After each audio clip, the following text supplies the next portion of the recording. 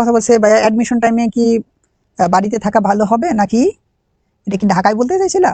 ঢাকায় গেলে ভালো হবে। তো এটা ডিপেন্ড করে হচ্ছে কিছু কিছু ব্যাপার আছে।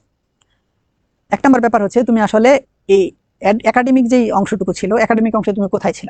একাডেমিক অংশে যদি তুমি হচ্ছে ফ্যামিলির সাথে থাকো, তাহলে নিঃসন্দেহে এখন ফ্যামিলির সাথে থাকা ভালো।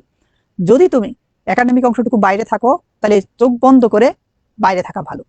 কারণটা হচ্ছে তুমি যখন এই সময়টাই খুব অল্প সময়, 3 মাসের মতো সময় থাকে, এই 3 মাসের সময়ের মধ্যে তুমি যদি তুমি পরিবেশটা চেঞ্জ করো, সারাউন্ডিংটা চেঞ্জ করো। তুমি যখন ঢাকায় আসবা, এখানে দেখবা যে হচ্ছে পানির খুব ভালো একটা সমস্যা, প্লাস হচ্ছে তোমার এখানে যারা যারা নতুন আসে তাদের দেখা যায় হচ্ছে ডেঙ্গু হয়, মশা টশার ঝামেলা এখানে আছে।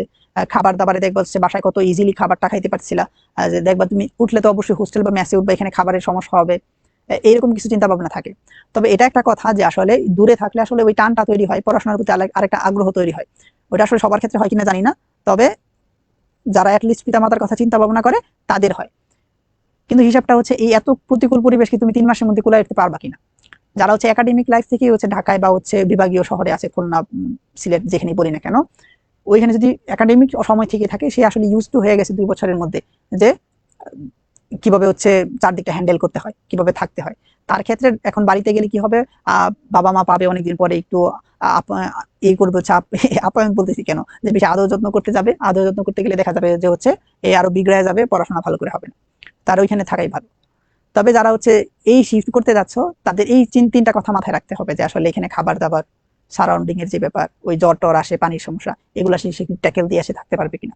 যদি পারে তাহলে ঠিক আছে, আসা যায়। তবে আমার ক্ষেত্রে আমি বলবো যে আসলে ম্যাক্সিমাম আসলে পারে না। তবে যদি তোমরা বাড়িতে থাকো, বাড়িতে তোমরা হচ্ছে রেস্ট্রিক্ট করে দিবা, যে তুমি একটা সময় করে দিবা, যে এই সময়ের মধ্যে কিন্তু বাবা মাকে বলে রাখবা এই সময়টুকুর মধ্যে আমাকে কোনো কাজ দিবা না, বা হচ্ছে এই সেই কাজ করতে বলবা না, এই রুমে কাউকে ঢুকতে দিবা না, এই করবা না। এরকম কিছু রেস্ট্রিকশন দিয়ে রাখতে হবে, যাই তোমার জন্য নিজের পড়ার জন্য স্পেসিফিক কতটুকু জায়গা, কতটুকু সময় এখানে আলাদা করে রাখতে হবে, যে সময়টুকুতে হচ্ছে তুমি শুধু পড়বা। এটা যদি না করো, বাড়িতে থাকো, বাবা মাও আদর করতেছে, এই হেলাধুলায় কাজ করতেছে, এই কাজটা করে দিত, এই কাজটা ঠুসঠাস করে ফেলতেছো, তাইলে কিন্তু হবে না। তাইলে কিন্তু বাসা থেকে বের হয়ে যাওয়া উচিত হবে আর কি। তবে আমি বলতেছি যারা বাসায় থাকো, এটা খুব বেস্ট অপশন হয়। তুমি দেখতেছো এখানে থাকা, টাকা নিয়ে কোনো ঝামেলা টামেলা হইতেছে না, খাওয়া নিয়ে কোনো ঝামেলা হইতেছে না, শুধু পড়ায় কনসেন্ট্রেশনটা দিতে হবে। দেন ফ্যামিলি থেকে হচ্ছে সময়টাকে আলাদা করে রাখতে হবে, এই সময়টুকু বাকি ফ্যামিলির যারা যাই করুক না কেন, আমি এই সময়টুকু পড়বই। যদি এটা করে রাখতে পারো, ফ্যামিলি একদম ফার ফার ফার বেটার, খুব ভালো হয়।